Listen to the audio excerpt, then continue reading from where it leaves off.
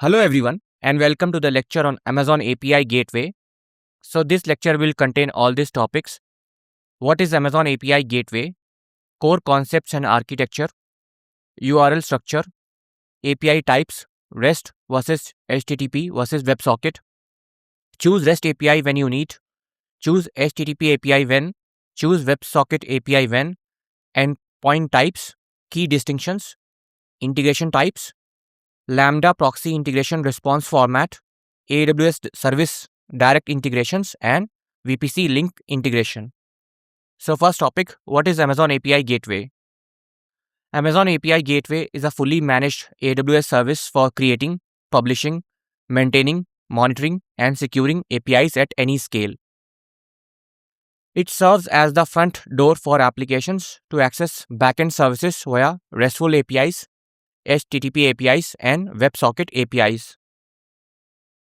API Gateway exposes HTTPS endpoints only, no unencrypted connection supported. Second topic, core concepts and architecture.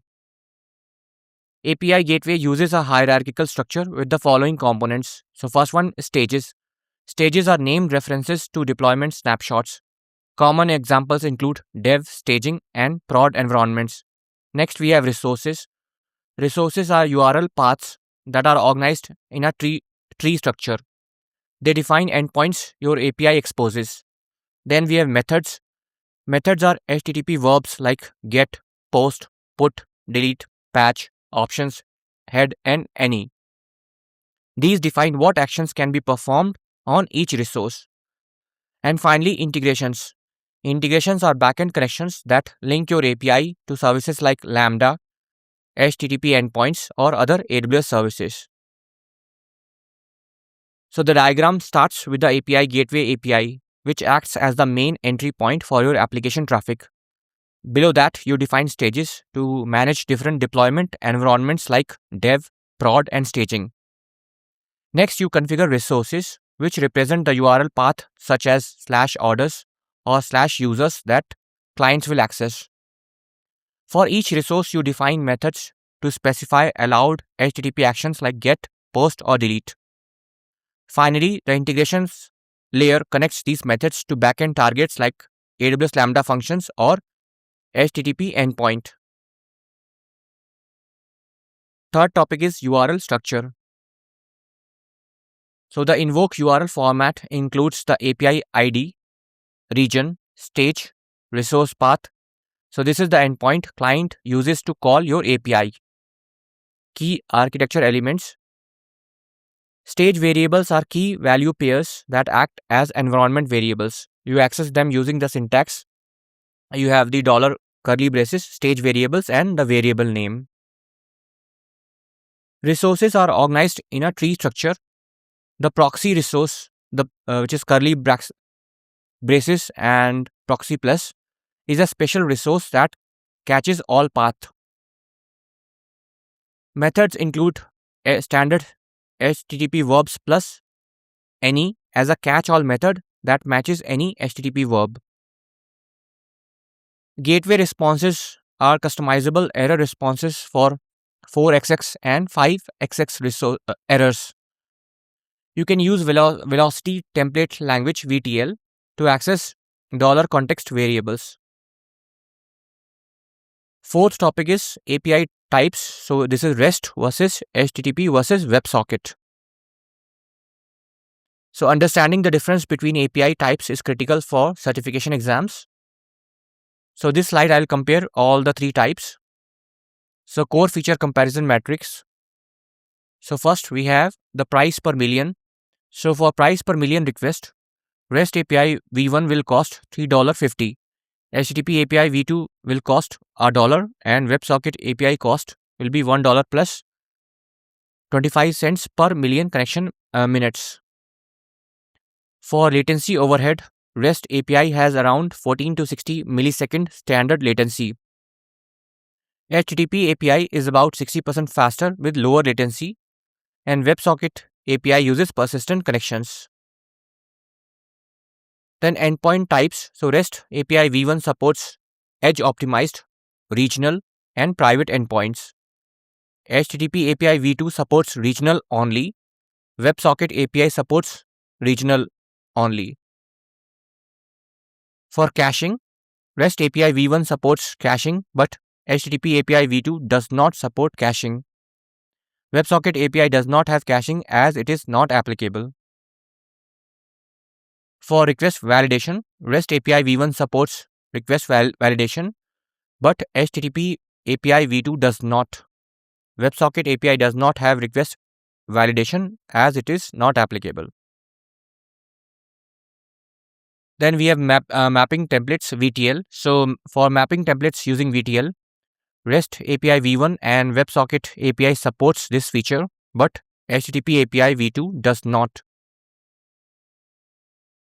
For AWS WAF, which is Web Application Firewall Integration, only REST API v1 supports it. HTTP API v2 and WebSocket API do not support WAF. For X-ray tracing, REST API v1 supports, but HTTP API v2 does not. WebSocket API does not have X-ray tracing as it is not applicable. For canary deployments, REST API v1 supports, but HTTP API v2 does not. WebSocket API does not have canary deployments as again it is not applicable. Then for usage plans and API keys, REST API v1 supports this feature, but HTTP API v2 does not. WebSocket API does not because it's not applicable. And private endpoints, so only REST API v1 supports and others do not support. For Lambda authorizer, all three API types support it but with different options. REST API v1 supports both token and request types. HTTP API v2 supports only request type only, and WebSocket API supports there is an option like $connect only. Then JSON Web Token JWT authorizer, this is native.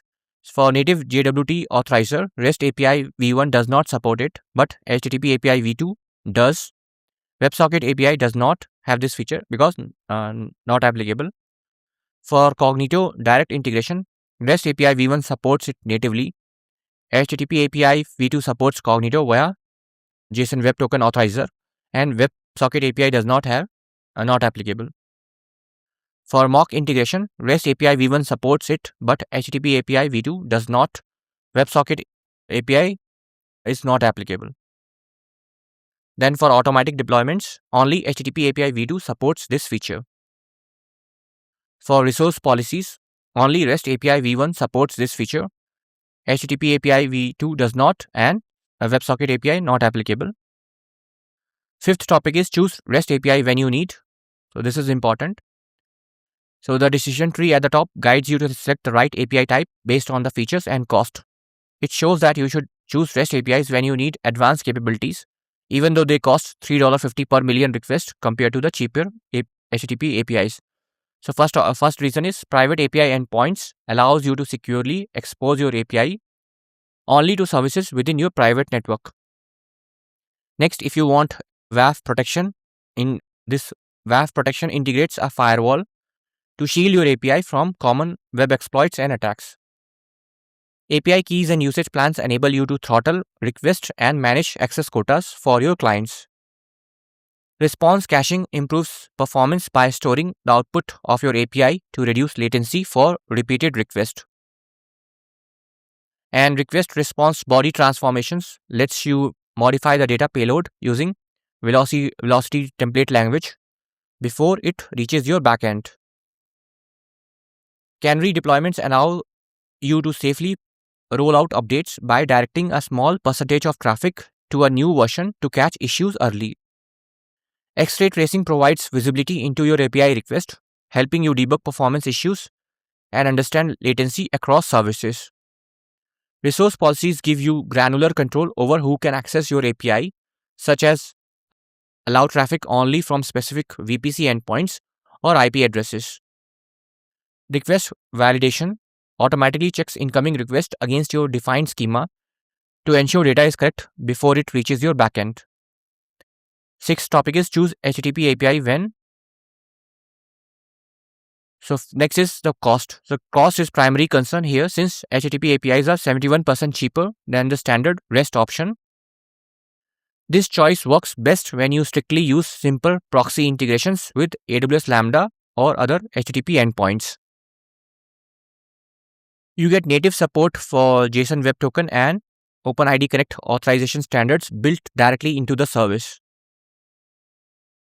Automatic deployments are preferred if you want your API stages to update immediately after you make changes. Lower latency is critical for your application, and HTTP APIs are designed to process requests faster than REST APIs. Then next, advanced features like request validation or resource policies are not required for your specific use case. Seventh is choose WebSocket API when. So real-time bidirectional communication is essential when you need data to flow instantly between the client and the server in two directions. So WebSocket is all about bidirectional end-to-end communication like between two clients. So this is different from the REST and HTTP APIs. So this architecture is perfect for building chat applications, multiplayer gaming environments, and systems that deliver live notifications. It supports server push updates, which means the server can send new data immediately without the client having to poll for updates repeatedly. You should also select this type for financial trading platforms and collaborative tools where multiple users interact with the same data simultaneously. Eighth topic is endpoint types. So first we have edge optimized. Optimized endpoints route client requests through the closest CloudFront point of presence to improve latency for a global audience. This option is available only for REST APIs and requires your ACM certificates to be in the US East 1 region. So this is Certificate Manager, AWS Certificate Manager, ACM. Regional endpoints are designed for clients in the same region and pass HTTP header names as is without modification. This type works with both REST and HTTP APIs and uses a certificate from the same region where the API is deployed. Then we have private endpoints. Private endpoints securely expose your API only to clients within your virtual private cloud using an interface VPC endpoint. This type is supported only by REST APIs and ensures your traffic is completely isolated from the public internet. So ninth topic is key distinctions. So first one is HTTP APIs are limited to supporting only regional endpoints, meaning they cannot be configured for edge optimized or private networking use cases. Edge optimized and private endpoints are exclusive features available only when you select the REST API type. You cannot directly convert an edge optimized endpoint to a private endpoint, so you must plan your architecture carefully to avoid recreation. When using edge optimized endpoints, your AWS Certificate Manager certificates must be located in the US East 1 region, regardless of the region where your API is actually deployed. 10th is the integration types. So first one is Lambda proxy. So this type passes the entire client request, including headers and body, directly to your Lambda function. It is the most common choice for rapid development because the function handles all request passing and response formatting logic. Next is Lambda custom. This integration uses VTL mapping templates, that velocity template, to transform the incoming request before it reaches your Lambda function. You should select this option when you need strict control over the data format to ensure your function receives exactly what it expects. Then third one is HTTP proxy. This simple pass-through mode sends the request to an HTTP endpoint without modifying the headers, body, or query parameters. It acts as a transparent pipe to your backend and does not support any mapping templates. Then HTTP custom. This type connects to an HTTP backend but allows you to use VTL templates to transform the request and response data. It is necessary when your backend API requires a different format than what the client sends. Then we have AWS service. This integration allows you to directly call other AWS services like DynamoDB, SQS, or step functions without using a Lambda function in the middle. You must use mapping templates to transform the client request into the specific format that the backend AWS service requires. Then mock. This integration returns a pre-configured response directly from API gateway without sending traffic to any backend server. It is typically used for testing API behavior or handling cross-origin resource sharing options request locally. 11th topic is Lambda proxy integration response format. So Lambda must return.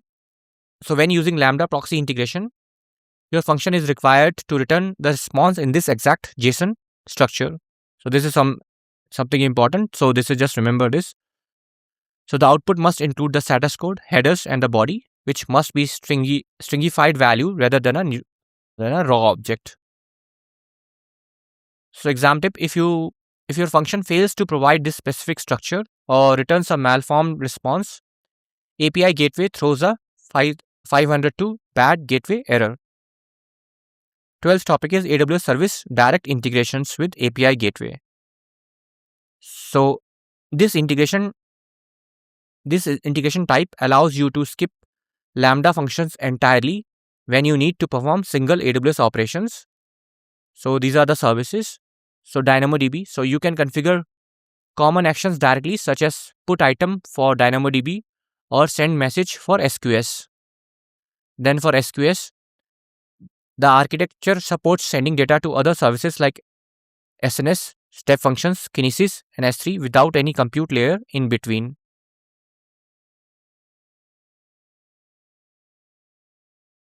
Next is SNS. For SNS, you can use publish action to send messages to a topic directly through the API gateway. This lets you broadcast notifications to multiple subscribers without writing any backend compute code. Step functions. So you can start state machine executions directly from the API using the start execution or start sync execution actions. This allows you to trigger complex workflows immediately when a client makes a request. Kinesis. So the put record and put records action allows you to ingest streaming data directly into Kinesis data streams. This eliminates the need for an intermediate compute layer when collecting high volume data. So next is S3. So you can configure your API to directly access files in S3 buckets using get object and put object actions.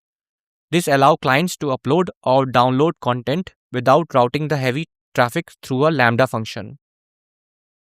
And last topic is VPC link integration. So there are two types actually. One is old one and there's a new one. So there's a V1 legacy. So V1 legacy integration supports only REST APIs and works exclusively with network load balancers using AWS private link. It is limited to a strict one-to-one relationship where one link connects to exactly one backend resource.